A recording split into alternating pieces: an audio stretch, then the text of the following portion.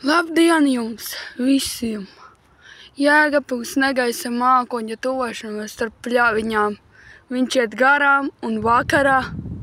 Milzu negaisi, tāla zibeņošana, stipras vēja prasmas un iespējami arī krusa. Čipir arī skatāmies. Un augšā var te redzēt skulptūrētas tādas šķēr.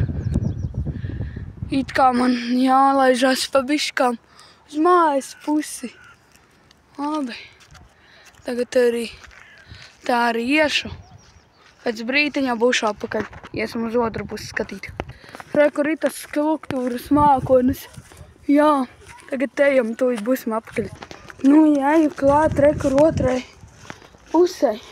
Izskatās nedraudīgi. Re, kur tie skati. Re, kur ir tas skats uz tām